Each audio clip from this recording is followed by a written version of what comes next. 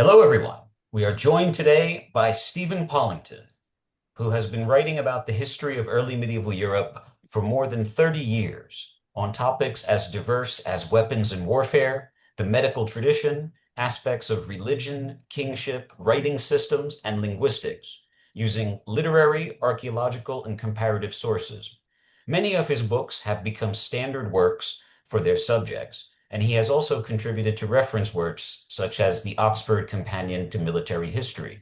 He teaches Old English language and literature with the City Literary Institute, London, and gives presentations on a wide range of related topics. Now, Steve, of course, is best known to all of us here for being the author of many popular and beloved books on the early medieval period, such as First Steps in Old English, and most recently, Woden, a historical companion.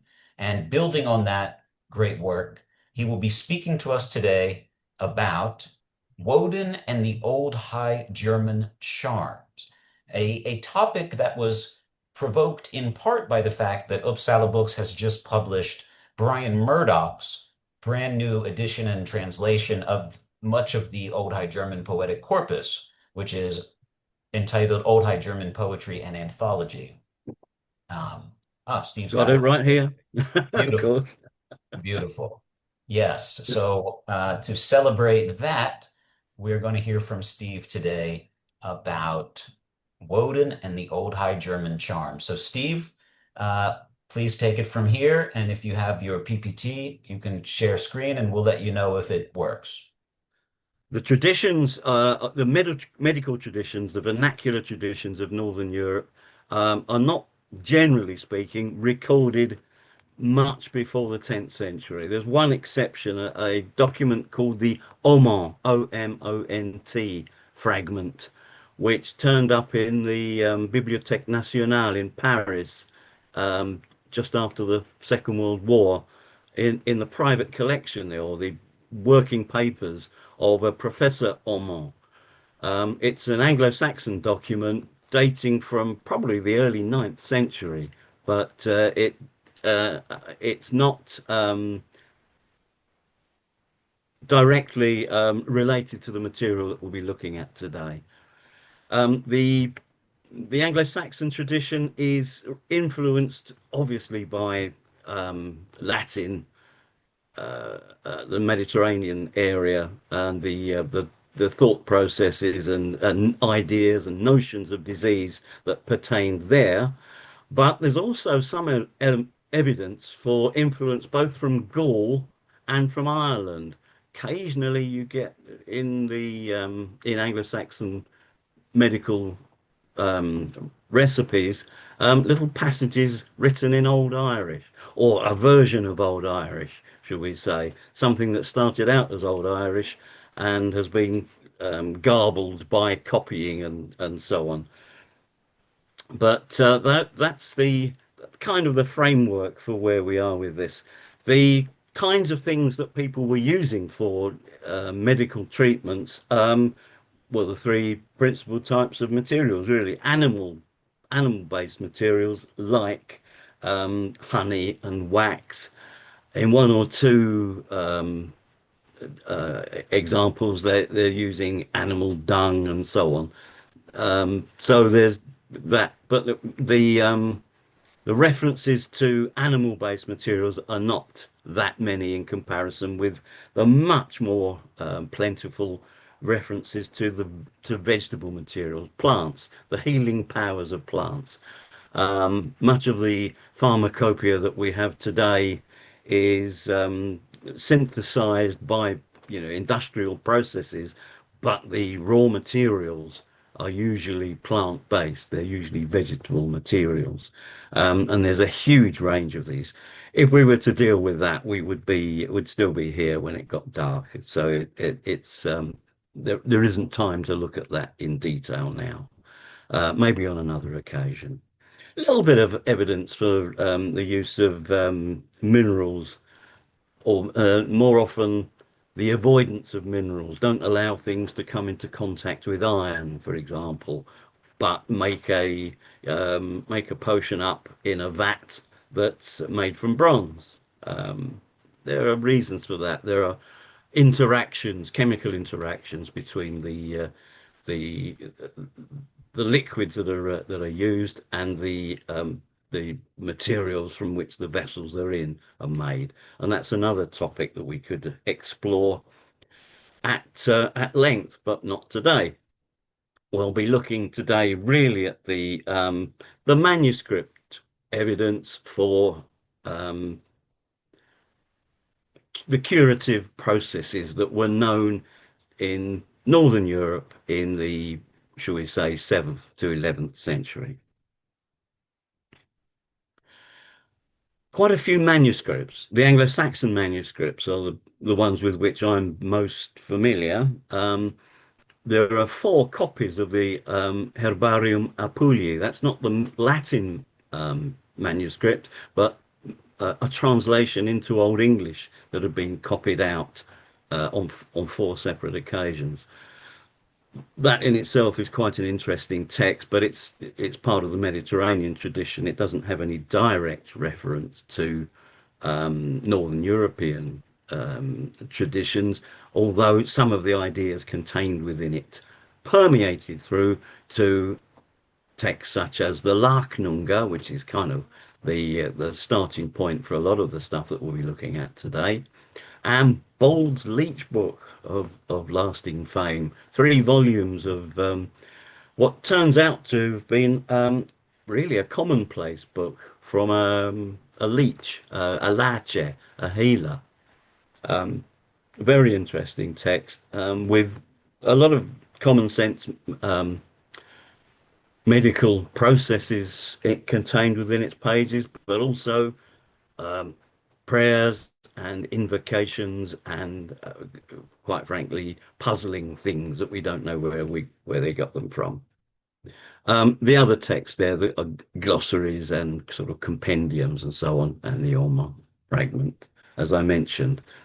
There seems to have been an awful lot of interest in just treating disease, curing diseases, and exploring different approaches to how this might be affected. So it was clearly a thing that was worrying them back in the back in the Anglo-Saxon period.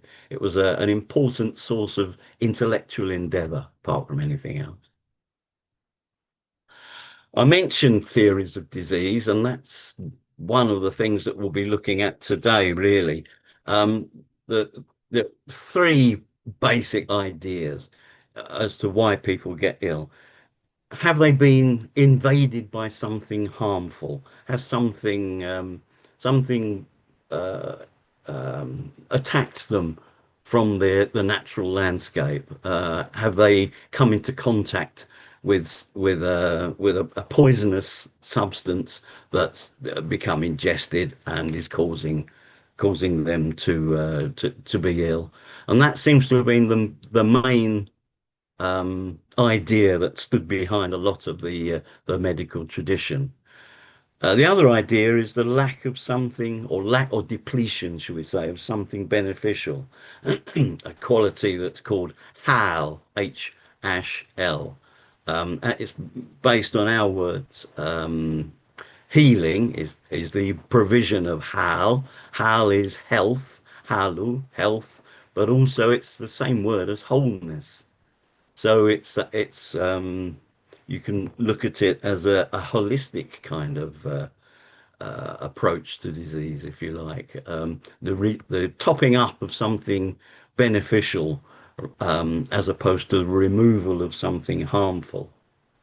In terms of the imbalance of humours, I should just mention there is that's not even a Mediterranean idea. It seems to come in from um, Sassanid Persia sometime in the, shall we say, 6th, 7th century. It starts to crop up in Western European medical traditions.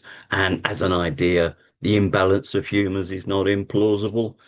There's one reference to something called, in one of the Larknung, it's the Swart Belt the the liquids are of various types, which might suggest that there was a notion of this humor tradition. But the real thing that we'll be looking at today is invasion by something harmful. And there's this little illustration in the Utrecht Psalter, which you can see on the right there, of a wayfarer making his lonely way through a bleak landscape, being attacked by little winged creatures who are plucking at his clothes, but his body is pierced by a number of arrows. And there's the art historical background to this may not support what I'm going to say, but there's been a general assumption for a century or more that this idea of the arrows shot into the man represents the invasion, the attack on him by or dart-bearing elves in this case. Um, the little winged figures don't bear much relation to the Anglo-Saxon conception of an elf, which is of a powerful and scary being that is very wise but needs to be kept at arm's length. Um, this idea of invasion is something that we'll be looking at repeatedly because the thing that invades is, by definition, inimical. It's an enemy, it's a foe, it's something intending harm. And for that reason, um, help has to be sought in overcoming it, in expelling it. And it's the source of that help that is interesting. The manuscripts often have plants named um, either purely as Latin words, like verbena febrifugia, for example.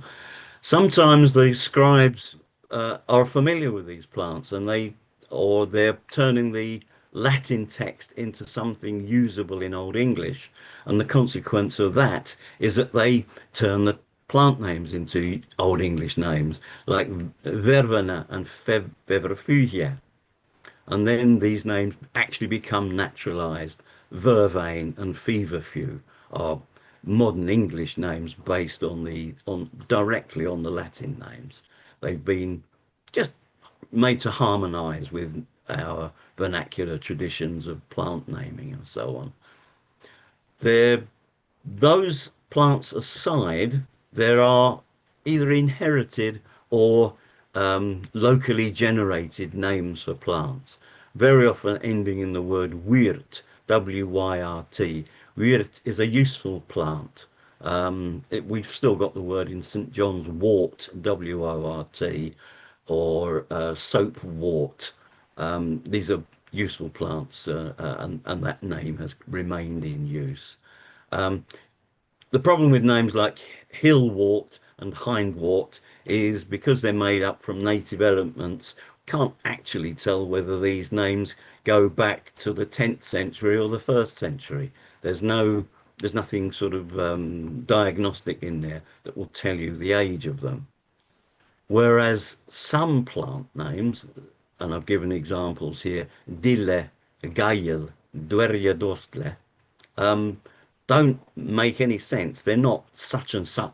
Hillwort is hillwort, the useful plant that grows on a hill, for example. Whereas a name like dille is completely unanalyzable. You can't do anything with it. It doesn't even appear to be a Germanic word, although it has a sort of Germanic ancestry, but it's come in from somewhere. But it's not analyzable in terms of Germanic etymology. Dille is our plant dill, which you occasionally find in salads even today. Gael is another name for bog myrtle. Gale is the modern spelling of it, Gale, or the technical name, the botanical name is Myrica, and you can use it to make a beer, and very nice it is too. Dwergedwastle, dwarf dust, doesn't seem to have, yeah, what the hell's that all about? Well, we don't know, do we? The dwerge, the dwarf in this name is duria is a word for a fever. As what the association is, I don't know. Clearly, something legendary or mythic, one assumes. But and this dwostle then is a plant from which can be turned into a dust, crushed to a powder, and this can be then used to counteract a fever. And Dueria dwostle seems to be the plant that's known as pennyroyal in modern English. So, but that name must go way back. That can't have been coined in the 11th century because they would have just come up with something a bit more prosaic and frankly normal, less peculiar. And then there are plant names that shift. The not necessarily the reference changes, but the understanding of the name changes. There's a plant called Grundswilje, ground swallower. It's the modern, we now call it groundsel, and it is a ground swallower. It spreads out. If you get it planted in your garden, it will just cover everything over a period of time. Um, but the original name seems to be not ground swallower, but Gundeswilje. The word Gund is an old name for sort of pus or putrefaction, that kind of thing. And the plant has strong antiseptic qualities. So the likelihood is originally it was called poison swallower, Gundeswilje. And then when the word Gund fell into disuse, it was no longer understood. The name was remodeled as Grundswilje. Um, and this is the kind of thing that you can't guard against. You can never be entirely sure why a plant has been given any particular name because the names are a little bit nebulous.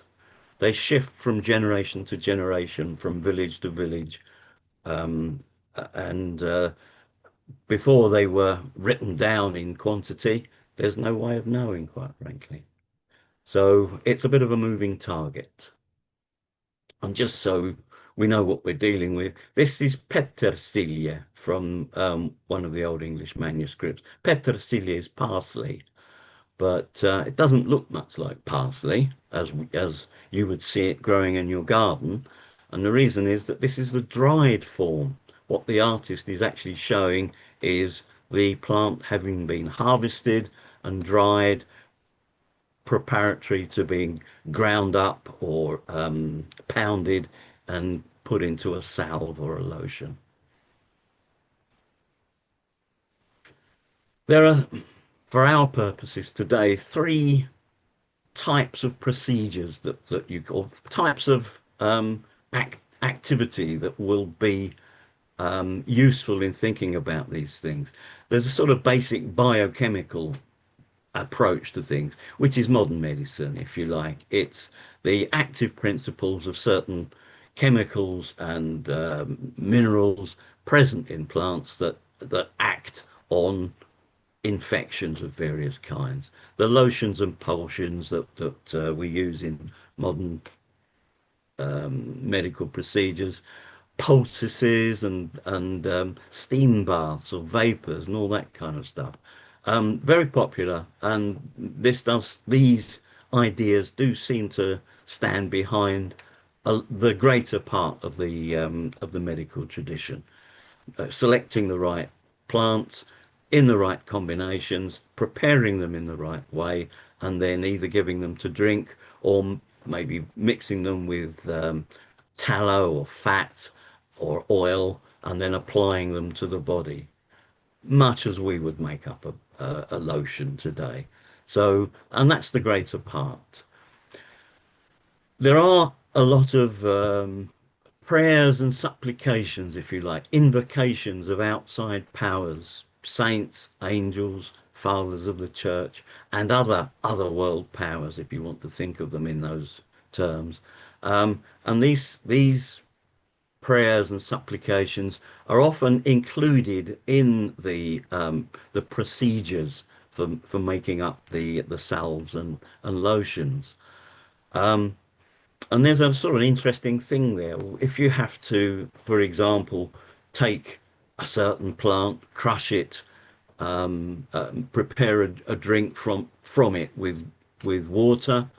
Um, what's the point of saying the Lord's Prayer 9 times? Is that imbuing the liquid with a powerful supernatural quality? Or is that just a way, prior to the invention of clocks, of timing the process? Because the Lord's Prayer takes X minutes or seconds or whatever to say, and that's so if you've got to say it 9 times, that's a useful rule of thumb way of timing the process. And I don't think that the two things are mutually exclusive. The saying of a prayer is part of the mystique of creating a medical preparation, but it's also what it has a practical effect of timing it. So I don't think it's either or. I think all these things kind of work in tandem. And the same may be true of the charms, because the charms, as much as they're verbal, a verbal formula.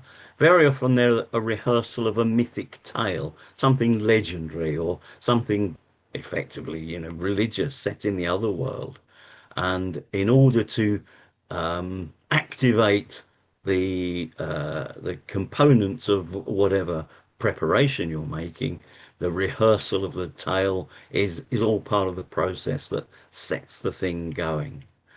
And these charms and magical procedures usually have the effect or the desired effect of overcoming some kind of spirit of disease, something inimical that exists out in the world. We'll see that there are references in the Nine Herbs charm that we'll look at in a moment to Thumladan Thayond Lond Fereth, the evil thing, the loathsome thing that fares throughout the land. Sounds highly mysterious and quite scary. That's part of the point. Um, This is from the Lachnunga manuscript. It's called the Withkirnel charm. That's the modern title. These remedies don't have any ancient titles generally. But this is just a modern way of referring to the thing. And it's a fairly standard way of dealing with a kernel. A kernel is some kind of swelling or lump, I suppose we would say. With Kurnel, neon waren noch the swelstor.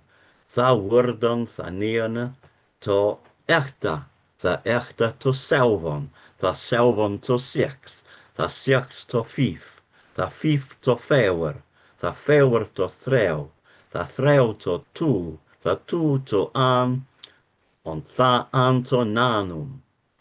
Thiste libeo kynneres, on Schroveles und Wermes und Eichwilches Uveles, sing benedicite nion sithum. So this is a charm, a verbal formula to produce the effect of reduction. Whatever the Sisters of Noth may have been, and there's another reference to it later that we'll have a look at, there were 9 of them, and then the 9 became 8, and the 8 became 7, and so on. It's a reduction formula. It's a way of symbolizing, and in that case, kind of making real the lessening of the amount of swelling, making the swelling reduce until, in the end, it becomes nothing. On tha an to nanum, and then one to none.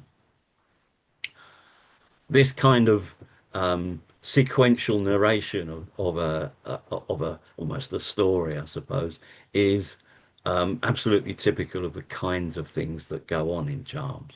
They're uh, in, a way of encapsulating the idea of overcoming, reduction, dismissal, depletion, all those things. in a verbal formula, because verbal formulas, as we know, have power. That's why prayers work. Another example is from Lachnunga. Um, this is procedure 142. Um, it says, Where Christus mal of Kasuke fivo, sette on fewer helvetas japas on antomides. Make Christ's sign 5 times from hassock.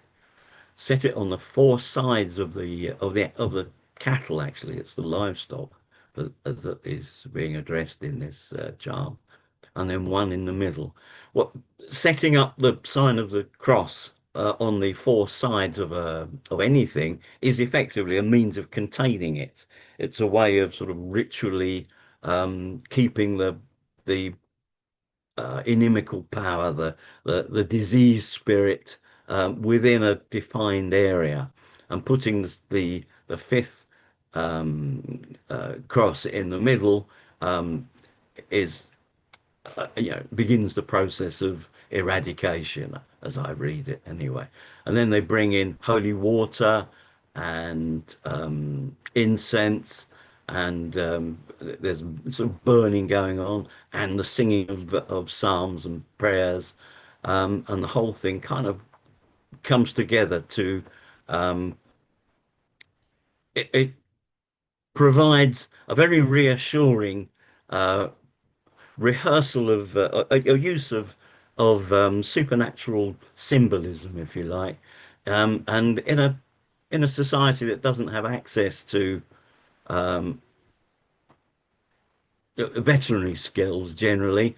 This is, it's going to um, instill faith in the owner of the livestock that's been infected, that something is being done, and all the bells and smells stuff that's going on, and the holy water and all this is going to at least provide reassurance that this person knows what he's doing, and the charm is going to have the desired effect.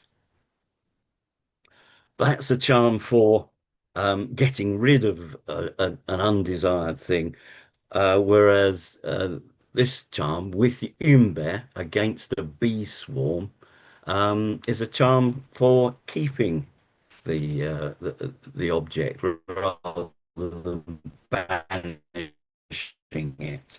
Um, it's a holding charm, if you like, and you have to scatter some soil over the bee swarm and recite the special words.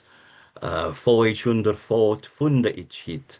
What erde mij with elrawichte je wilche, and with andan, and with aminde, and with the Michelin mannes tungan. I take it under my foot as I found it. Lo, earth has power against all creatures, and against grudge, and against envy, and against the mighty tongue of a man. One assumes that's a man who's going to enunciate a charm and cause harm. But specifically, sitta ye siya weef, siya erdan, sit victory women, sink to the earth. Navra je wilden to woodaflauchen, never may you fly wild to the woods. Siya weef, victory women, that's an unusual way of referring to anything. Quite what the association between bees and, well, what are victory women? Are these Valkyries? Is it something to do with sort of supernatural women armed with weapons? And why are bees connected with that? There's a lot of room for speculation. Don't really know what the answers are, but there's been discussion of these topics for a very long time. No firm conclusions ever drawn. But having said that, it's not confined to Old English. It's not just an Anglo-Saxon thing, because an Old High German, Lorsche Bienensagen, has much the same purpose. Christ, the bees are away. Now fly, my little beasts, to me. And so it's a way of bringing bees that are about to leave back. You may not fly to the trees, nor may you flee, nor get away from me. Very almost a parallel to the Anglo-Saxon with Umber charm with its sitte je, sia we sieth to erdan. Sit now, victory women, sink to the earth, and the old High German is different wording, but essentially the same idea of the bees not going. Why do we want the bees to go? Well, because the bees are emblematic of the productivity of the earth, I suppose.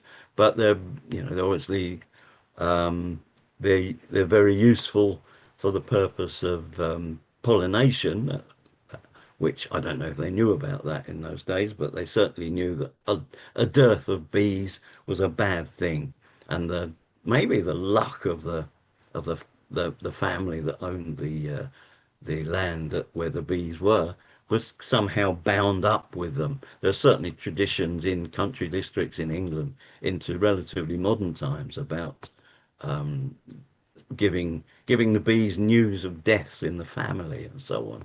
And the bees have to be told first. They're they're treated with a respect that it is quite odd, but indicative of something. There's something supernatural and rather than purely natural at work here. Speaking of supernatural things that sort of defy explanation. Um, for an ailment of the cheek, take the whirl with which women spell the spindle whirl, which is this um, a little tool that is used for um, spinning wool into thread. Um, uh, the spindle whorl has to be taken and bound onto the man's neck if he's got a bad cheek, and then he's got to gargle with goat's milk and so on. Um, burn us. It says barn swalwan to duste. Swalwan must be a swallow, the bird. I can't help feeling that this is a miscopying of something because nor in other recipes, it's usually a vegetable material that is burnt to a dust, and the ashes are taken and mixed with things. So I'm not convinced that swallow is what is meant here, but the principle is the same. You have it's a supernatural uh, um, process that may have some biochemical reasoning behind it, not so much with the spindle whorl, but the hot goat's milk and so on. There'll be a reason for doing it. These things don't arise, one hopes, purely randomly. Probably the best studied, most intensively studied procedure from Anglo-Saxon England is the thing called the nine herbs charm, which is not a charm. It's actually a really a blend of a number of different processes and original texts that have either fallen together or deliberately been combined.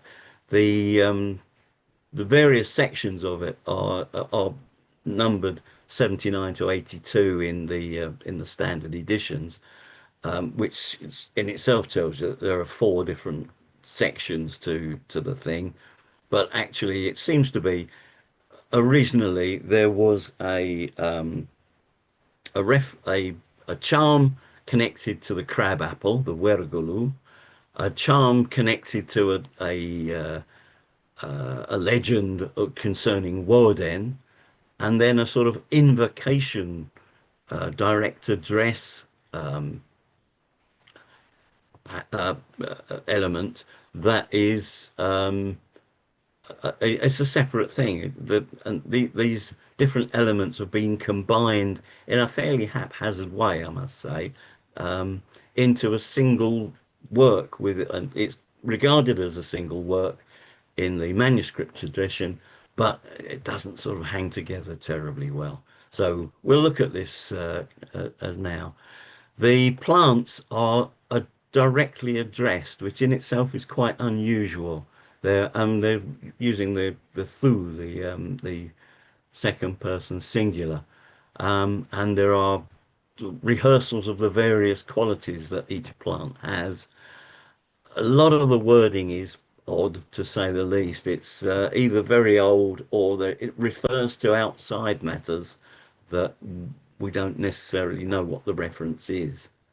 Um, but the Woden little bit, which is only a I don't know what 5 6 lines of text, is doesn't hang together with the other material.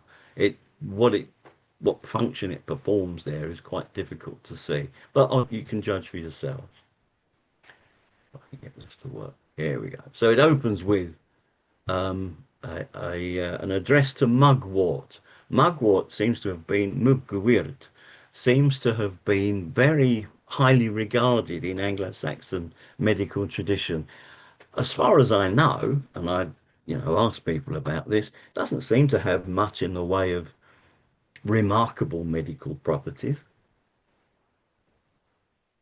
The plant Artemisia, it's a mildly disinfectant and sort of anti-inflammatory kind of thing, but not as much as a good many other plants, which makes me wonder whether the plant that we call mugwort today is a different plant from the one that they were using back then, whether the name has been transferred from one plant to another, which has happened regularly throughout history. Je muna þú mugwort, what þú meldedest, what þú renedest at Ryan melde. Una þú hatest, ildost wirta. Þú micht with threo and with threati. Þú micht with atre and with onflige. Þú micht with the lathand, the yond land fereth. The oldest of plants, ildost wirta. You have might against 3 and 30. It doesn't tell you 3 and 30 what. You have might against ater, which is effectively poison, anything that venomous. And onfluge. I've taken that to mean infection. Fliege is derived from vliegen, to fly, and onfluge, something that sort of flies around. So it's effectively infection. With the germ theory of disease, we assume that there are tiny little things existing out in the wild that if you come into contact with them, they can infect you and then you'll become ill. And that's pretty much how the Anglo-Saxons saw things. These sort of invisible, but clearly inimical materials out in the landscape. Thalathan the fereth, the loathsome one, the evil one that travels throughout the land. Weibrad, Wirtamodo, mother of plants, open from the east, mighty within, innan michtio. And a little poem about her, Weibrad, and how she withstands venom and infection and the evil that travels throughout the land. Clearly something they were worried about because they often refer to it. Stunne, I think, is probably cress. It seems to have there's cross references elsewhere that imply that Stunne is cress, whereas stithe is the stiff one. It's probably the nettle. And then there's an unreferenced this. This is the plant which fought against the worm, but we don't know whether that's a reference forward to stithe, backwards to stithe, or whether there's another plant involved of which the name has not been recorded, which is a shame because again it would be handy to know which plant it is that fights against the worm, because the worm is the source of infection, the thing that comes in from outside and gets inside you and causes all the problems. There's another plant called Aturlade, sometimes identified as betony, although there's at least half a dozen different attempts at identifying it. Aturlade means the atur, the the hater of poison. So clearly something that can be used against poison. That's the atur, but without knowing what the actual point is, that what the plant is, it's difficult to take this any further. Maize is again unidentified, although there are lots of different attempts at identifying it. This is the plant which is called crabapple, werchelo, and this seems to be a separate little section because there's a little toilet, a little story here. Thas on senda selch over sas ridge, ondan atles odres dobote. The plant which is called crabapple, a seal sent this forth across the seas back as a cure for the bite of another poison. There's a possibility that this is based in old Irish tradition. There's a references in early Irish literature.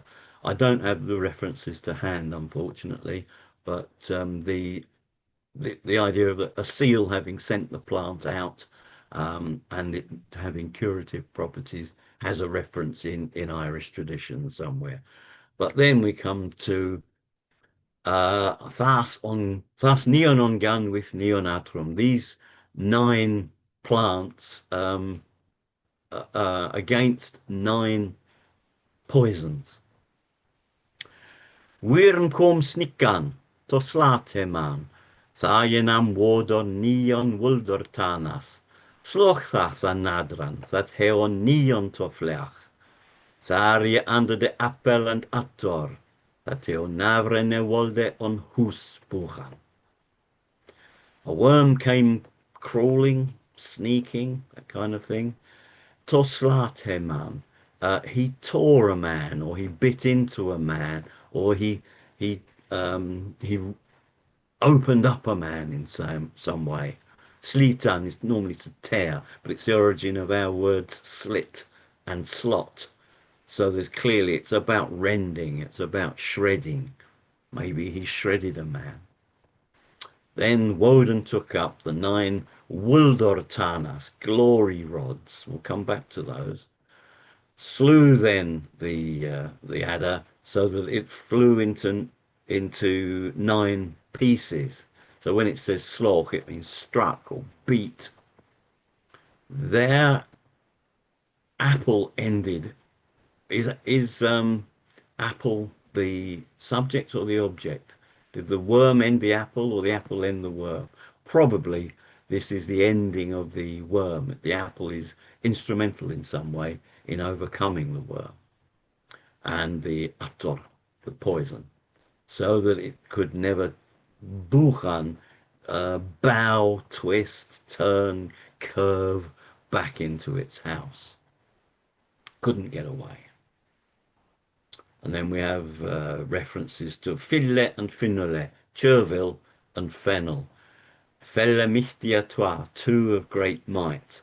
And this is what's interesting about them is that they were made by the wise Lord holy in the heavens while he was hanging. Now, clearly there's a plausible Christian interpretation for this. But there's also a non-Christian one because a wichtig drichten, a wise lord, holy in the heavens, being hanged, that could be a reference to the story of Woden and his hanging on the world tree. It's ambiguous enough to satisfy both criteria, and that's how it made it into the charm, presumably, and became recorded.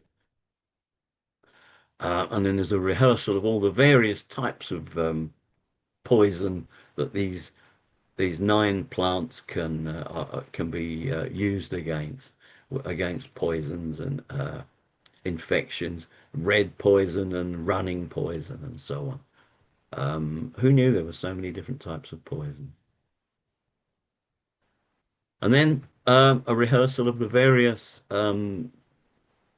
other things that can be overcome using the nine herbs, the nine me medical materials, worm blister and water blister and so on. And then a sort of reassuring reference to Christ at the end here. Christ stod over alde angankunde.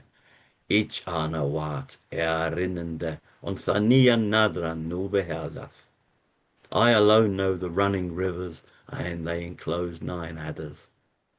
All weeds may now spring up as herbs. That's good. So all harmful plants may now be replaced by useful plants. So there's an improvement for you. All the seas divide all salt water while I blow this poison from you.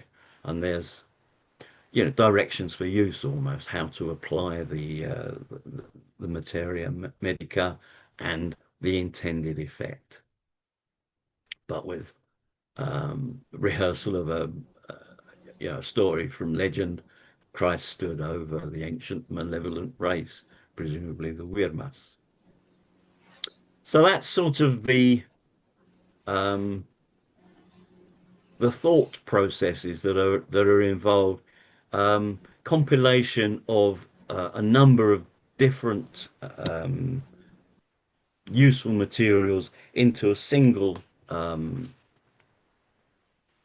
a single combined what would you call it, a compendium of disease preventing materials, and then the processes that are used in creating them, empowering them, deploying them, and then the various maladies that they can overcome. Mugwort, whey bread, which is opened from the east, lamb's cress, this ataloth, maize, and nettle. A wood sour apple, so that's a crab apple in the out in the woods, uh, and so on.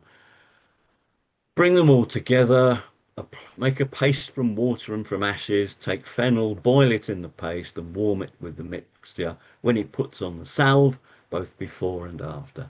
Sing the charm on each of the herbs thrice before they will be used, and on the apple likewise, and sing the same charm into the man's mouth, and into both ears, and onto the wound before he puts on the salve. So you sing the charm into the wound, and then you apply the salve that seals it in. And it's interesting. It's on apple elsewhere, and likewise onto the apple. So an apple, is it the crab apple? I didn't quite say that, but there is maybe it's the wudusur apple. It forms um, one of the major points of this procedure. Um, Reassuringly comprehensive, lots of different things being brought into the equation and deployed against the spirits of disease. We'll have to assume that the worm that was referred to, that bit into the man or shredded the man in some way, um, encapsulates all the disease, all the malevolent and harmful materials, and that the um, overcoming these can only be effected by a person of some stature, one would hope. There, before we break for a cup of tea and a lie down, um, contra vermes, against worms, an old High German charm with much the same kind of reference as the Woden charm, but here it's a direct address to the worm. Begone, worm, with your nine small worms that are with you, out of the marrow into the veins, into the flesh, into the skin, and then out of the body completely into an external object, this arrow, and then you have to say the Pater Noster 3 times. Why an arrow? Interesting. There's an old Saxon contra vermis charm of much the same format. You can only assume that once the disease has been brought out from the middle of the body, the marrow, from the marrow into from the bone to the flesh into the skin, it's being extracted from the body and then transferred into something external. And being an arrow, it can be shot off into the wilderness and can't return. And that seems to be the point of all this. No references here to cutting the worm up, but I do wonder whether go out worm with 9 small worms, excuse me, how that relates to the idea of the 9 Wuldurtanas and the Anglo-Saxon worm being divided into 9 pieces. The imagery seems to be the same, and we all know that um, one worm looks much like another. Um, there's a an assumption here that the worm can be subdivided and taken away from marrow to bone to flesh to skin and then externally and then disposed of, and he won't be able to find his way back having been attached to an arrow.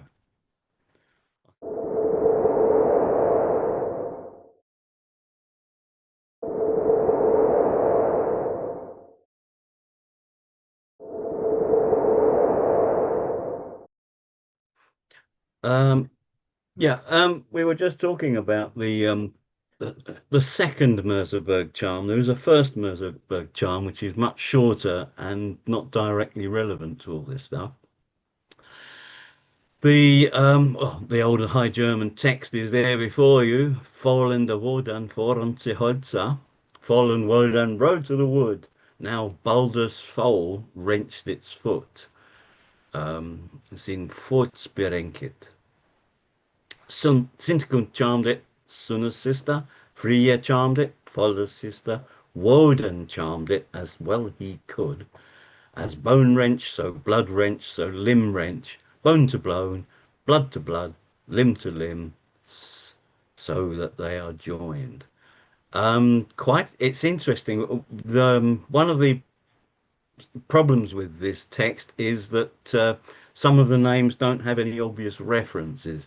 Fol and Wodan, Fol and Wodan, but who is Fol? There is um, a character mentioned by Snorri with a similar name, but not quite the same name. And if Fol and Woden are traveling through the woods, what's the reference to Baldur's foal damaging its foot? Where does Balder come into this? He's not been previously mentioned unless Fol is Balder, and so on.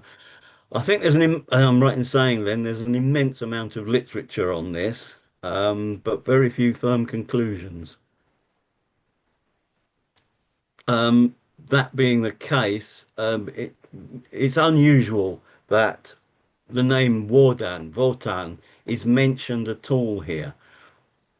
And he appears in his guise as a healer because he beguiled. He enchanted, he intoned a spell as well he knew how. Well, Wodan, Wotan, Wodanaz, the god of magic, the god of ritual and powerful speech. And that's something that we're going to have a look at in a moment. Um, the other aspect of this is bone to bone, blood to blood, limb to limb. This rehearsal of the various parts is also characteristic of this kind of magical um, empowerment, whereby it's important that nothing is omitted. There are no possibilities of exclusion by accident. And there are other examples of that kind of thing. I'm thinking particularly of Frigg extracting vows from all of creation not to harm her son Balder, and overlooking a plant which is neither a plant growing in the earth nor nor a tree, but actually a plant that grows on a tree. So it falls outside the classification system. It doesn't form part of the normal taxonomy and therefore gets excluded, overlooked, and is therefore the plant that's selected in order to harm um, Balder. So yeah, there's possibilities there, which we could maybe have a look at on another occasion because it's such a big subject. And just in passing, I mentioned nine were Notha sisters. There's another reference to this on a healing stick, for want of a better term, a sort of wooden rod recovered from by archaeological excavation from Ribe in Denmark, and it's got a lot of runic texts on its various sides. One of them happens to say, well, in normalized Old Norse, Svarter heter Stein. The stone is called black. Han ständer i havi ute. It stands out in the sea.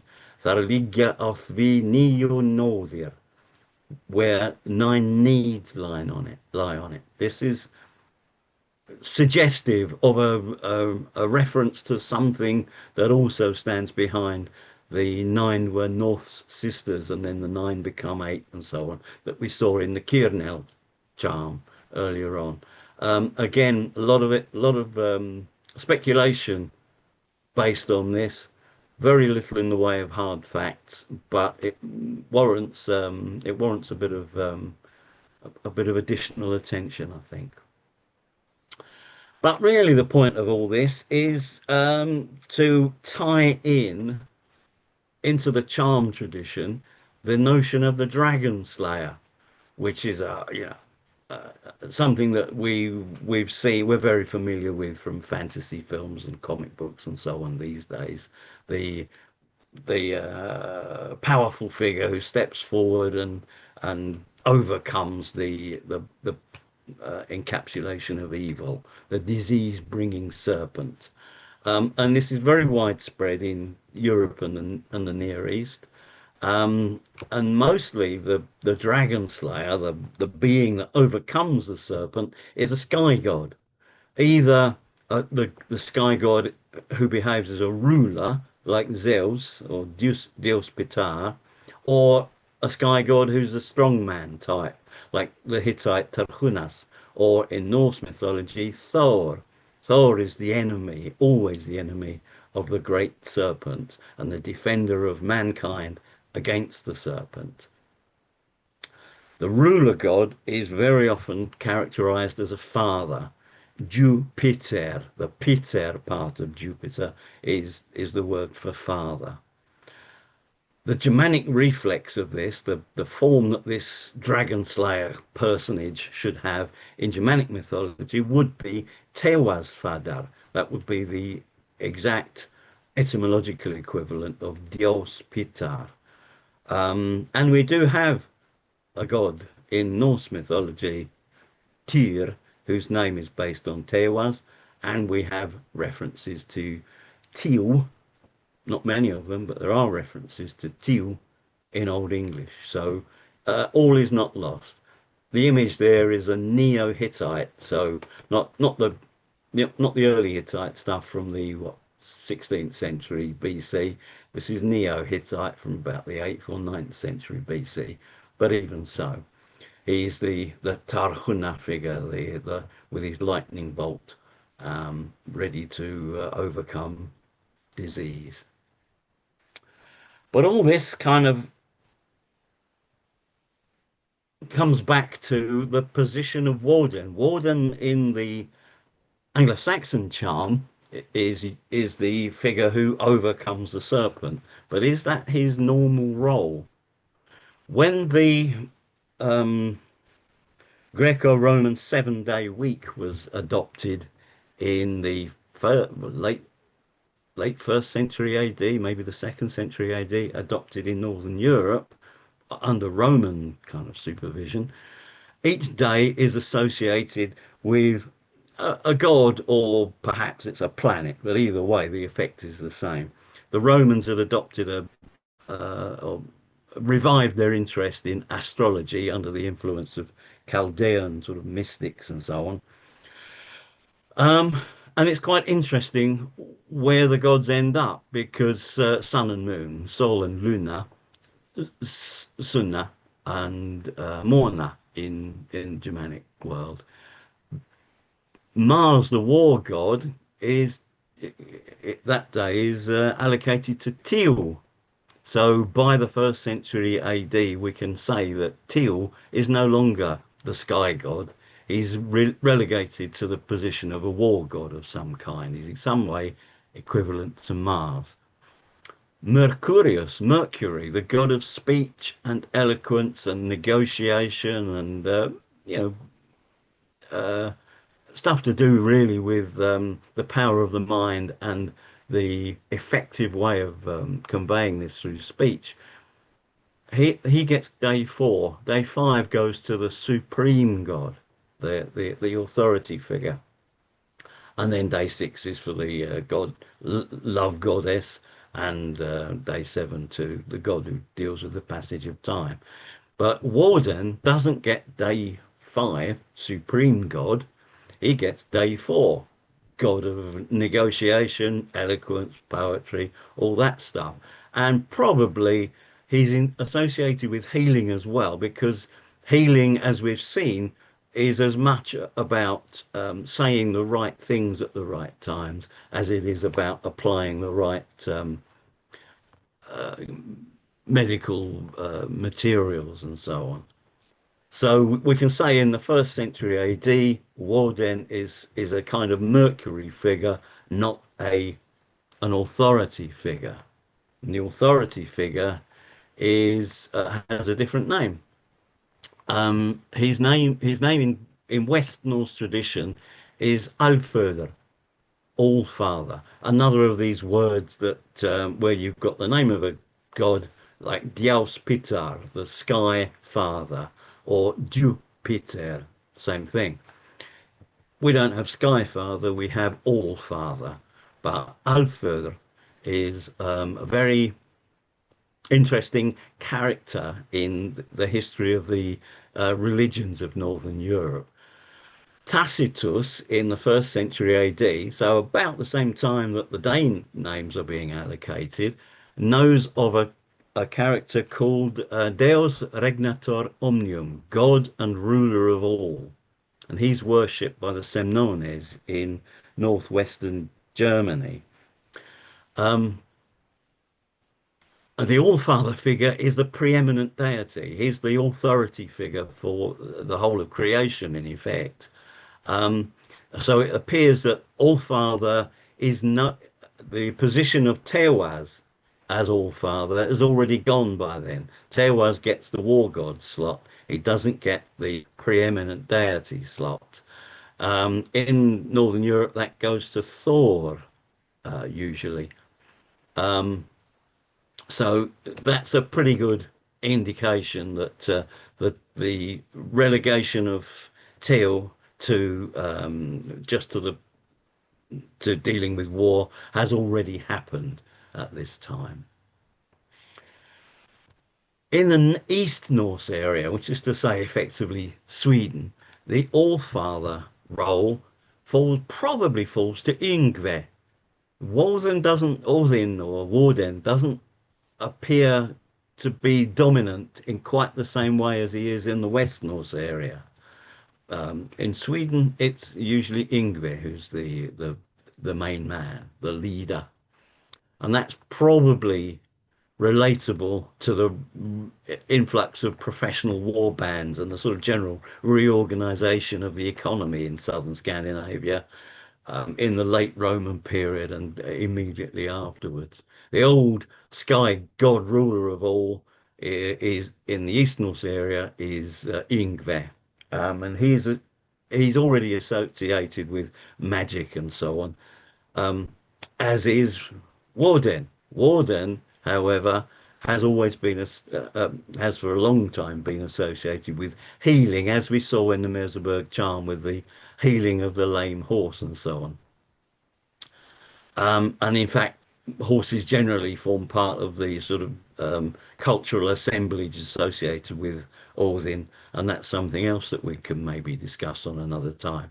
It's more to do with the role of the horse in the military at this time.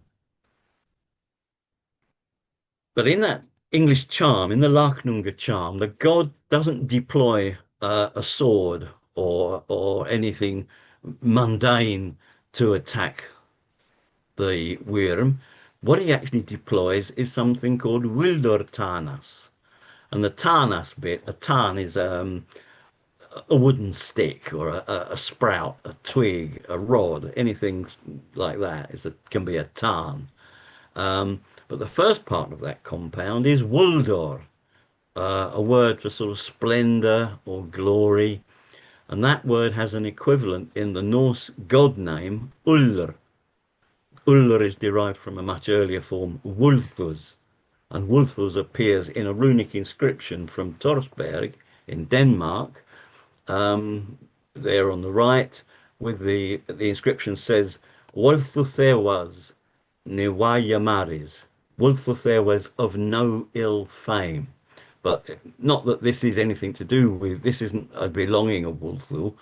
Wulthus, the god, it's the man who owned it is called Wulthuthewas, the servant or the devotee of Wulthus. So it's a chap who had as his tutelary deity Wulthus in Denmark in the second century AD, which sort of again, this name Wulthus reveals his origins as a sky god because Wulthus, yes, you can translate it as splendor or glory, but other associations of the name are all to do with the sky, in fact. Particularly the emergence of the sun from behind clouds, the chiaroscuro effect that you get seems to be what they're getting at when they're talking about Wulthus. The name appears very readily. Lots of examples of Ullr or Ullidn in another form. Maybe like you have for Woden, you have Other, husband of Freya, and Odin, the Lord of Other. Maybe it's a similar kind of thing with Ullr as glory and Ullidn as the Lord of Glory. Maybe. We don't know much about him. He appears as a huntsman running on skis across the snow and hunting down bears rather, much as in that picture on the right hand side from an Icelandic manuscript. But he doesn't play any major part in the tales as told by Snorri. And those are West Norse tales again. Those are based on the poetry of the Norwegian court poets. They don't tend to refer to anything much to do with the Swedish end of things. But in Old English, in the Exeter book, there's a poem with the modern title, Maxims 1, series of sententious statements. And there we have a reference to Woden.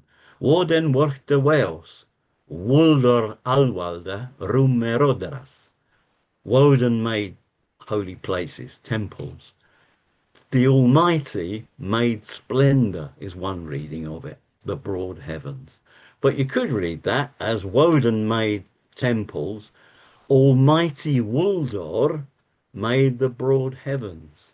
Depends which noun is in apposition with Woden.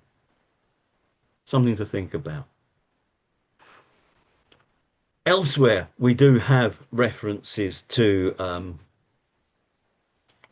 the Almighty in the Larknunga again. There's a charm to heal a field that's not working, not producing well. And there you have an invocation. Erche, erche, erche, erdan moder, je unathese alwalde, etche drichten. Erche, Mother of Earth, may the All-Wielder, the everlasting Lord, grant thee growing fields, and so on. There's a supposition there that the All-Ruler, is that the same as the All-Father? Could be. And later, amongst the Angles in Northumbria, Bede in the Historia Ecclesiastica has this little thing of Cadmon, the cowherd, being too afraid to sing, and a mysterious stranger turns up and teaches him how to put poetry together. Strangely enough, and the verse that he comes up with is. Nu zullen herjan helven riches werd, moutedus merte and his modje thank, werk wulder fader. Now we must praise the keeper of the kingdom of heaven, the measurer's might and the thought of his mind, the work of the Wulder Father, the glory father. Another reference to a sky god with Fader as the second part of his name. And Wulder Fader is this isn't the only reference, but wherever the word Wuldur turns up, there is usually a supposition that this is to do with the sky, to do with the heavens and the glory and splendor thereof. But what about dragon slaying? Well, a lot of Germanic tales are reference dragon slayers as humans. Beowulf is one. Beowulf disposes of the dragon that's been disturbed at the end of the poem, and at the end of his life because it costs him his life. Siegmund is another um, human hero who uh, whose dragon slaying activities are well recorded. In Old English, he's called Siemund. Possibly the same figure in Old Norse is Sigurd, and in Old High German he's called Siegfried or Siegfried. In each of these cases, the fate of the hero is that he doesn't long outlast the winning of the treasure. His great deed results in great fame, gets a pile of treasure and wealth, but he doesn't live long to enjoy it. And in the realm of the gods, something similar happens because the arch enemy of the great serpent is Jormungandr, and Jormungandr is the offspring of Loki, and therefore he's a baddie. You can tell he's a baddie. And Thor is the hero, the mighty lord, who finally takes up weapons against him. He's known in poetry as Banna Fafnis, Fafnir's Bane, Fafnir being the name of the dragon, or Orms Einbani, the soul slayer of the serpent. Now, he is, as far as I know, the only dragon slayer amongst the gods in Norse mythology, and they kill each other. So again, overcoming the serpent costs the god who does it his life. So just to wrap up briefly, Anglo-Saxon medical literature certainly goes back to the 800s, and that's just based on the texts that we've got, and those are just a small portion, I would imagine. The knowledge on which all this stuff is based goes back into the Iron Age, if not further. The Anglo-Saxons being, having a foot in Northern Europe, but also looking south towards Rome, were very keen to acquire new knowledge from whatever sources could provide it. Hence the sort of eclectic nature of their manuscript tradition. And wherever possible, they tried to come up with native counterparts to the foreign ingredients that they found in the Latin cures that they were dealing with. There's more work taking place on plant names and so on up at Glasgow for those who are interested. Um, the mythic dragon slayer, to return to that theme, is the sky god, the All Father, and the original holder of this title has been replaced in East Scandinavia by Yngve and in West Scandinavia by Odin, and maybe amongst the Angles by Wuldur. The dragon slayer, the purpose of slaying a dragon is simply to overcome illness. And to do so, the dragon slayer has to have a special weapon. Ingvar, we know, had a special sword. It could fight by itself. Odin had a special spear that was invincible. It made the wielder invincible. Thor has his crushing hammer. So in each case, the dragon can only really be overcome by the magical weapon. And therefore, it's Donkia Eure Yehirnisse. Thank you for your attention, which has gone on much longer than I envisaged, but there we are. I hope we have time for Q&A now. Yes, thank you very much, Steve, for that remarkably rich and thought-provoking talk.